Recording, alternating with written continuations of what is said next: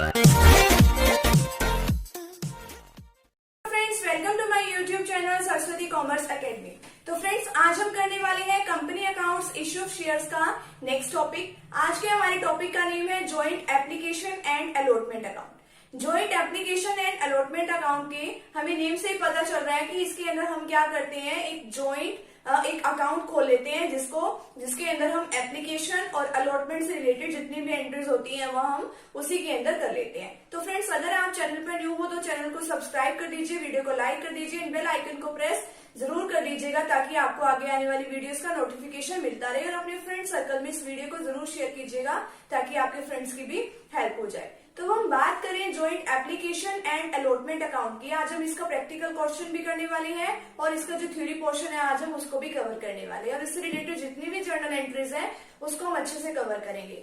तो अब बात करें joint application and allotment account की। Joint application and allotment account क्या होता है? आपको एप्लीकेशन का पता है कि जो शेयर्स होते हैं, शेयर्स के ऊपर हम डिफरेंट टाइप्स के अंदर हम क्या करते हैं, अपने जितना भी हमारा अमाउंट होती है वो हम कॉल करते हैं अलग अलग उसमें। सबसे पहले तो एप्लीकेशन पे कॉल करते हैं, फिर हम उसके ऊपर अलॉटमेंट पे पैसा मंगवा लेते हैं, फिर फर्स्ट कॉल पे, फिर सेकंड कॉल पे या फिर फाइनल कॉल पे। इस तरीके से हम अपना पैसा मंगवाते हैं। तो उसके लिए हमें अलग अलग जर्नल एंट्रीज करनी पड़ती है। बट आज के टाइम में क्या करेज होता जा रहा है कि हम एप्लीकेशन और अलॉटमेंट से रिलेटेड जितनी भी एंट्रीज हैं वो हम एक ही अकाउंट में कर दे। अगर हम कोई भी चीज एक ही अकाउंट में करते हैं तो उसको क्या बोला जाता है? ज्वाइंट। तो अब एप्लीकेशन और अलॉटमेंट से रिलेटेड जितनी भी एंट्रीज हैं अगर हम एक ही अकाउंट में करेंगे तो उसको हम क्या कहेंगे? Joint application and allotment account. ठीक है, तो अब इसकी जर्नल एंट्रीज की तरफ हम देख लेते हैं कि इसकी क्या क्या जर्नल एंट्रीज बनती हैं और हम उसको किस तरीके से ट्रीट करते हैं। फर्स्ट ऑफ ऑल हमारे पास आता है on receipt of application money. चाहे हम किसी भी तरीके की जर्नल एंट्री करें, सबसे पहले हमारे पास क्या आएगा? अब देखिए, आएगा तो एप्लीकेशन मनी के ऊपर पैसा, बट हमें साथ में किसको लिखना पड़ेगा? जहां पे एप्लीकेशन मनी लिखेंगे वहीं पे साथ में अलॉटमेंट को भी अटैच करना पड़ेगा। ठीक है, अब सबसे पहले आपको पता ही एप्लीकेशन के ऊपर पैसा आता है bank account debit to share application and allotment account. हम एंट्री ये करेंगे। अब देखो इसके अंदर कितनी अमाउंट डालेंगे। अब है तो ये किससे रिलेटेड एंट्री? एप्लीकेशन मनी हमारे पास आई है तो जितने भी नंबर्स ऑफ शेयर अप्लाइड किए हैं, यानी कि पब्लिक ने जितने शेयर्स के लिए हमें अप्लाई किया है उसकी मल्टीप्लाई किससे कर देंगे? अब देखिए, जितने के लिए उन्होंने अप्लाई किया उतने के लिए उन्होंने एप्लीकेशन मनी भी भेजी होगी, तो एप्लीकेशन मनी पर शेयर जितनी भी है हम उसकी एंट्री इसके अंदर करेंगे। देखिए, अब इसके अंदर अलॉटमेंट से रिलेटेड हमें कोई पैसा हमें रिसीव नहीं हो रहा है तो एप्लीकेशन के साथ, बट हमें अलॉटमेंट का अकाउंट तो हमें ओपन करना ही पड़ेगा। तो पब्लिक ने जितने शेयर्स के लिए अप्लाई किया, ये नहीं है कि कितने शेयर्स कंपनी ने इशू किए, जितने के लिए पब्लिक ने अप्लाई किया। मान लो 60,000 शेयर्स कंपनी ने इशू किए और मतलब हमारे पास सब्सक्रिप्शन आ रहा है कि 92,000 के लिए अप्लाई कर दिया पब्लिक ने, तो 92,000 मल्टीप्लाई जितना भी एप्लीकेशन के ऊपर पैसा हमने कॉल किया है उससे मल्टीप्लाई करेंगे। अलॉटमेंट से रिलेटेड अभी कुछ नहीं आ रहा, बट हमें अलॉटमेंट इसके साथ लिखना पड़ेगा। नेक्स्ट है, फिर इसके बाद हम क्या करते हैं? एप्लीकेशन मनी को कहाँ ट्रांसफर करते हैं? शेयर कैपिटल में। अब देखिए, on transfer of application money and allotment amount due. एक तो हम एप्लीकेशन मनी को यहाँ पे ट्रांसफर कर देंगे और साथ ही में हम क्या कर देंगे? अलॉटमेंट को ड्यू कर देंगे। वैसे तो हम अलॉटमेंट को ड्यू करने के लिए क्या एंट्री करते थे? Share allotment account debit to share capital. इस तरीके से हम एंट्री करते थे। और एप्लीकेशन मनी ट्रांसफर करने के लिए क्या करते थे?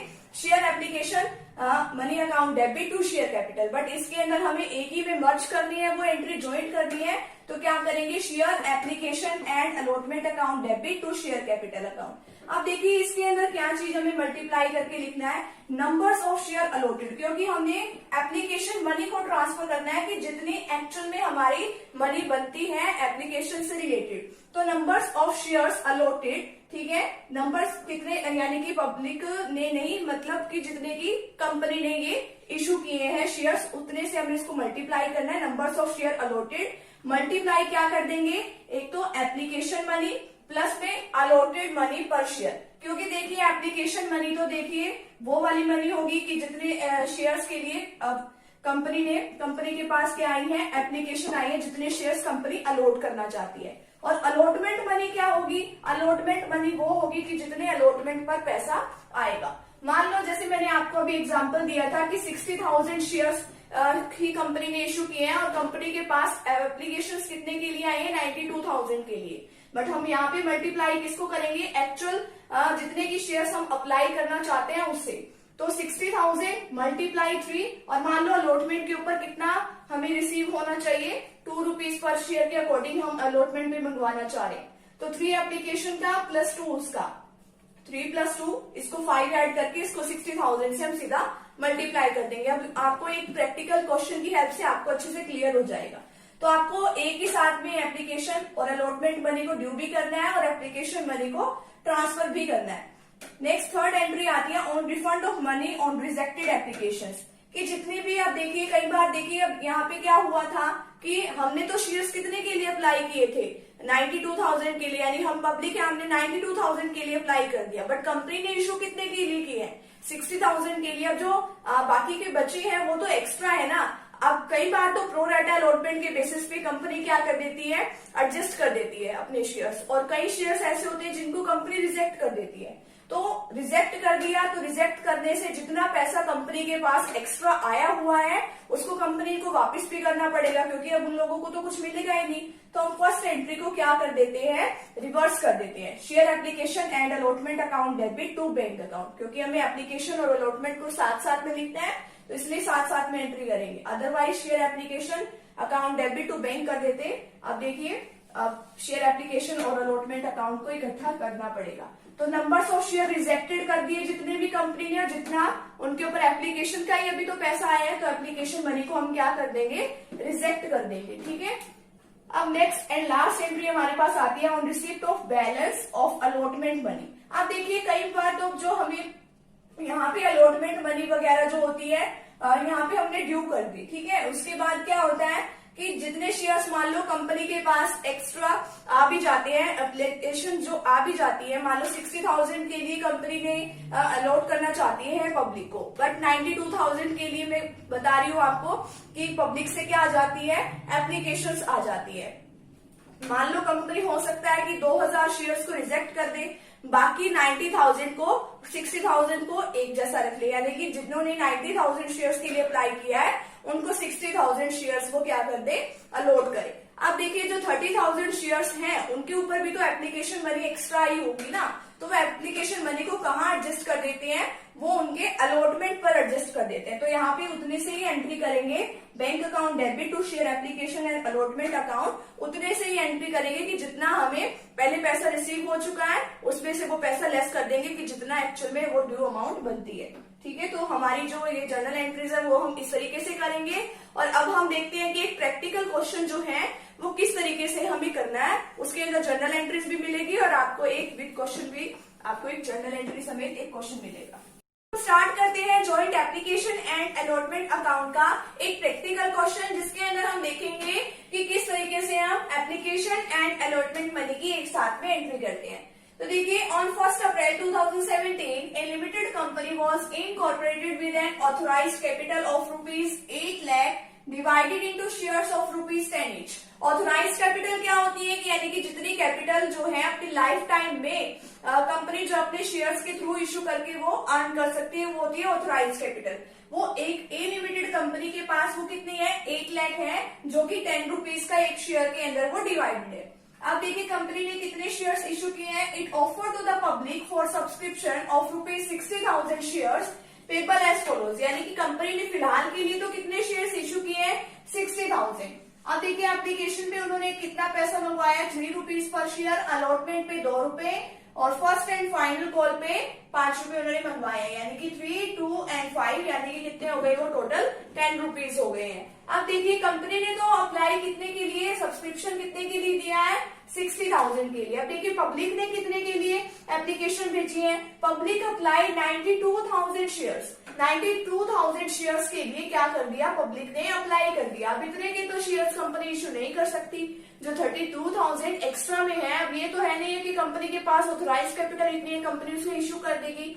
कंपनी ने एक बार जितने शेयर्स इशू करने के लिए कहा एक टाइम में वो इतने इशू करेगी, उससे ज्यादा के इशू वो नहीं करेगी। अब 92,000 के शेयर्स हैं and the application money was duly received on April 15, 2017 application money वगैरह सब कुछ रिसीव हो गई। Application for ₹2,000 shares for rejected, 2000 shares के लिए तो जितनी एप्लीकेशन आई थी कंपनी ने उसे सभी को रिजेक्ट कर दिया। अब कितने शेयर्स रह गए? 92,000 के टोटल पब्लिक ने अप्लाई किया था, ठीक है, एप्लीकेशन भेजी थी, उसमें से 2000 तो कंपनी ने उसको रिजेक्ट कर दिया 2000 शेयर्स को।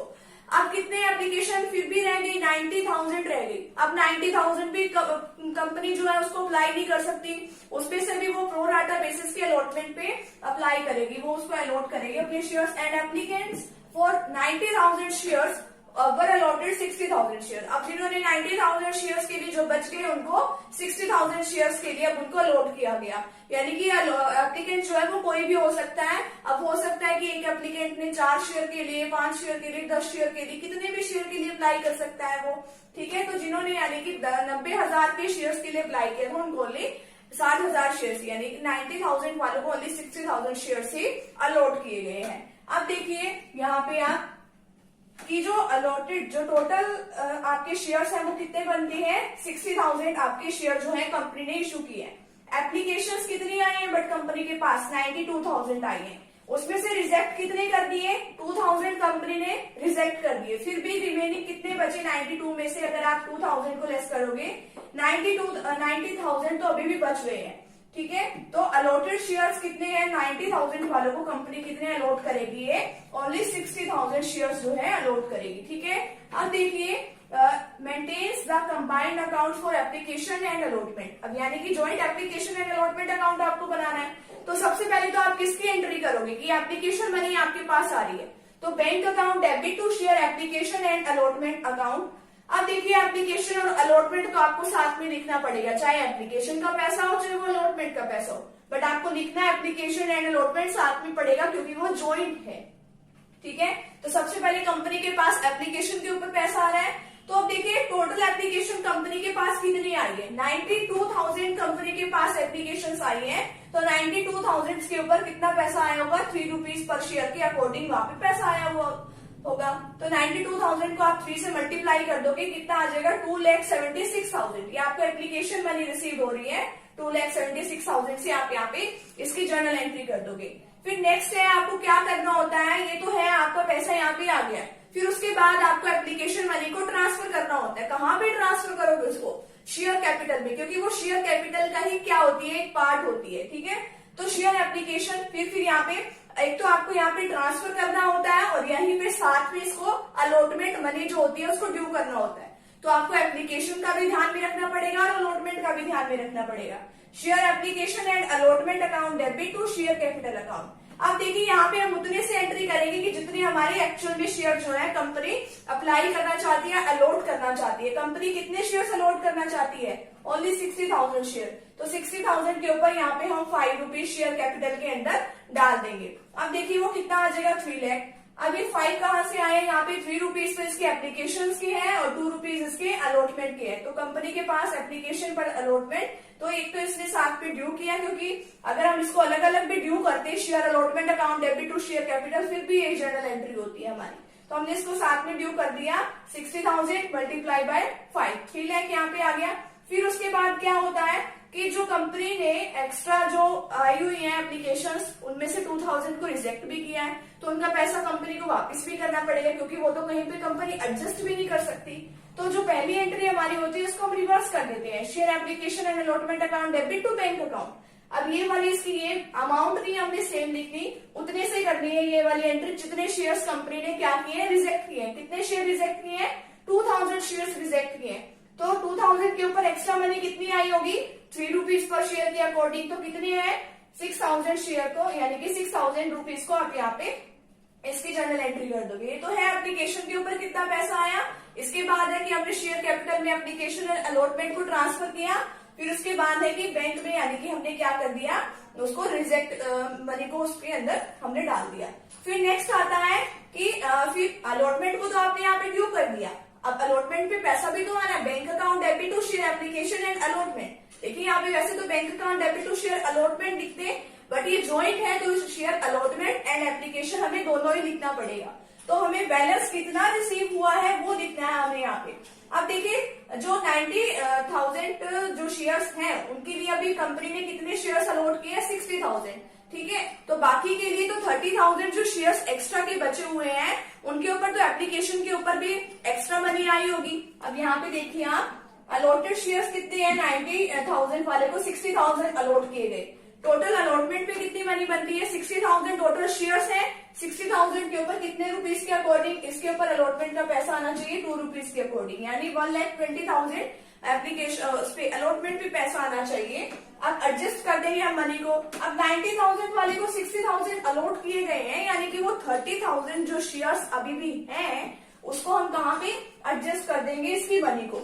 अब जो 30,000 शेयर्स हैं उनके ऊपर एप्लीकेशन पे 3 रुपीज के अकॉर्डिंग जो है अमाउंट आई होगी। तो 30,000 को हम 3 से मल्टीप्लाई कर देंगे। 30,000 कहाँ से आया, जिन 90,000 शेयर होल्डर्स को 90,000 के लिए जिन्होंने अप्लाई किया था उनको 60,000 ही अलॉट किए गए हैं, तो वो वाले 30,000 उसमें से लेस करने के बाद उसके ऊपर 3 रुपीज के अकॉर्डिंग पैसा एक्स्ट्रा आया है। तो 90,000 को हम इसमें से 1,20,000 में से लेस कर देंगे। तो यहाँ पे 30,000 जो है वो यहाँ पे हम इसके अंदर डाल देंगे। 30,000 की हमें उस पे अलॉटमेंट पे हमें पैसा रिसीव हुआ है। उसके फाइनल कॉल की हम एंट्री करेंगे। अब फर्स्ट टाइम फाइनल कॉल के ऊपर हमें कितना पैसा रिसीव होना है, 5 रुपीज के अकॉर्डिंग हमें पैसा मिलने वाला है। अब देखिए 60,000 शेयर्स के ऊपर हमें इसकी मनी को ड्यू करना है। Share first and final call account debit to share capital. सबसे पहले तो हम शेयर कैपिटल में पैसा ट्रांसफर कर देते हैं। अभी तो ये ड्यू हुआ है फर्स्ट एंड फाइनल कॉल की अमाउंट। टोटल शेयर्स कितने हैं, 60,000, इनके ऊपर कितना पैसा आने वाला है, 5 रुपीज के अकॉर्डिंग। तो 3 लाख पूरी अमाउंट हमें मिलने वाली है। उसके बाद ये तो था कि ये applicable first and final call due हुआ है, फिर हमें ये रिसीव होगा। Bank account debit to share first and final call, first और फाइनल कॉल अब हमें क्या है, रिसीव हो चुकी है। जो 3 लाख के थे वो 3 लाख हमें रिसीव हो गए हैं। तो इस तरीके से आज हमने किया joint application and allotment account को, इसकी जर्नल एंट्रीज और इसके प्रैक्टिकल क्वेश्चन के साथ। उम्मीद है आप सभी को ये जो टॉपिक है वो अच्छे से समझ आ ही गया होगा। तो फ्रेंड्स, अगर आप चैनल पर न्यू हो तो चैनल को सब्सक्राइब कर दीजिए, वीडियो को लाइक कर दीजिए एंड बेल आइकन को प्रेस जरूर कर दीजिएगा। अपने फ्रेंड सर्कल में वीडियो को शेयर जरूर कीजिएगा। Thank you very much. मिलते हैं नेक्स्ट वीडियो के साथ एंड नेक्स्ट टॉपिक के साथ।